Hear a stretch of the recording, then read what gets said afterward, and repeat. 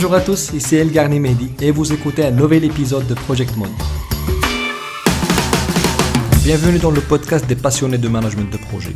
Aujourd'hui, on va parler de comment gérer la communication durant votre PFE. Ce podcast est rendu possible grâce à Oliris, une entreprise spécialisée dans les formations et le conseil au management de projets et risques industriels. Pour visiter son site web, allez sur oliris.net.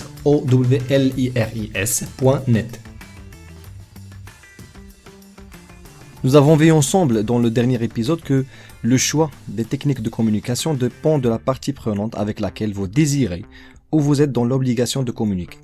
Pour ce faire, il faut d'abord comprendre les dimensions de la communication et les caractéristiques d'une communication réussie. Mais d'abord fixons les bases et posons-nous la question suivante. Quel est l'objectif des communications dans notre projet? Alors, la réponse est simple. C'est le fait d'assurer la satisfaction des parties prenantes en information, grâce au développement de supports et la conduite d'activités pour garantir un échange d'informations qui est efficace. Maintenant que notre objectif est clair, décortiquons cette activité appelée communication. La communication a certaines dimensions principales. Elle est soit interne ou externe, formelle ou informelle, officielle ou bien officieuse. La communication dite interne, elle est concentrée sur les parties prenantes internes de l'organisation. Nous sommes en train de communiquer dans l'organisation. Par contre, celle dite externe, elle est concentrée sur les parties prenantes extérieures, comme les clients, les fournisseurs ou bien les autres projets. Dans votre cas alors, si vous êtes en train de communiquer avec votre encadrant académique, alors c'est une communication, bien sûr, interne. Et si vous êtes en train d'envoyer un mail à un fournisseur de l'organisation où vous passez votre PFE, c'est une communication externe. Parlons maintenant de la dimension formelle-informelle. Alors, les rapports, les ordres du jour et les comptes rendus de réunion ainsi que les briefings des parties prenantes et les présentations, ce sont des communications formelles. Alors que la dimension informelle contient les activités de communication d'ordre général par le biais des courriels, des réseaux sociaux, des sites internet et des discussions ponctuelles. Si vous envoyez alors le rapport d'avancement de votre projet à votre encadrant par WhatsApp par exemple, là c'est de l'informel. Alors que si vous présentez le même rapport avec un support de présentation dans une réunion planifiée à l'avance, vous êtes en train de communiquer formellement avec votre encadrant. Parlons de la dernière dimension qui est officielle ou bien officieuse. Alors, les rapports annuels de l'entreprise et les rapports délivrés par exemple aux organismes de réglementation, c'est de la communication officielle. Par contre, les communications axées sur la création des relations entre l'équipe de projet et ses parties prenantes, c'est une communication officieuse. Un autre exemple, vous allez peut-être devoir envoyer un bon de commande qui va communiquer officiellement le désir de vous procurer un bien ou un service pour votre projet auprès d'une autre organisation. Par contre, durant vos négociations, la communication utilisée pourrait devenir officieuse pour arriver à un accord commun. Passons maintenant aux caractéristiques d'une bonne communication.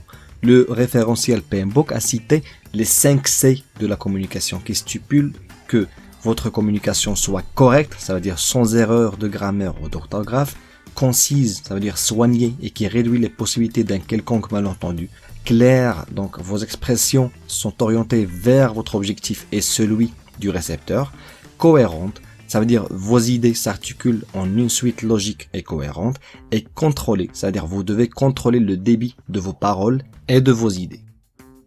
Mais détrompez-vous, les 5 C ne suffiront pas. Vous allez avoir besoin d'autres compétences en communication, notamment les suivantes.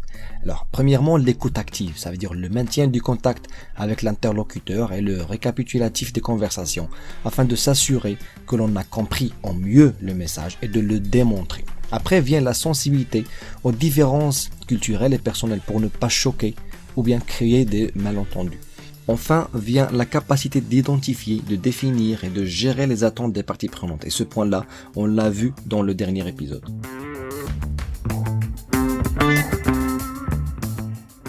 Avant de vous parler des facteurs à prendre en considération pour choisir la technologie de communication adéquate, j'attire votre attention sur le fait que, certes, nous communiquons des messages avec des parties prenantes via un canal de communication et en se basant sur un des modèles de communication. Cela, vous l'avez certes vu à l'école, mais attention à l'environnement et les règles établies auxquelles vous allez devoir vous conformer dans un premier temps. Faites attention à la culture et le climat social de l'organisation. aux canaux et outils et systèmes de communication établis, aux tendances et pratiques ou habitudes de l'organisation, et enfin la répartition géographique de l'équipe. Mais n'oubliez pas aussi que la taille de cette dernière est aussi importante. Pour une équipe de n personnes, il y a n multiplié par n-1 divisé par 2 canaux possibles de communication. Ça veut dire pour une équipe de 6 personnes, le nombre est de 15 canaux possibles de communication. Cela rend la maîtrise un peu difficile. Mais je vous invite à faire ce calcul dès que vous intégrez l'équipe au sein de laquelle vous allez travailler pour évaluer la complexité qui vous attend.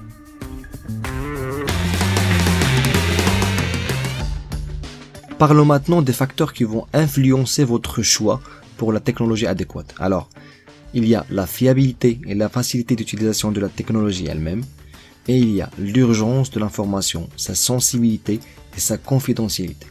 Pour alerter sur un accident de travail, par exemple, un coup de téléphone serait plus efficace qu'un email, bien évidemment. Mais le fait d'envoyer des photos de ce même accident pourrait faire fuiter ce contenu et causer des dommages à la réputation de l'entreprise, même avant que cette dernière ne puisse communiquer officiellement sur ce qui s'est réellement passé. Alors, avant de communiquer, ayez l'habitude de vous poser certaines questions telles que: quel est le besoin en information? Quelle information communiquer? En quelle langue? En quel format? Dans quel contenu? En quel niveau de détail? La réponse de l'interlocuteur est-elle nécessaire? L'accusé de réception est-il nécessaire? Si c'est une communication périodique, par exemple des rapports d'avancement, en quelle fréquence? Ai-je besoin d'une autorisation de divulgation, par exemple de la part de mon encadrant académique ou industriel?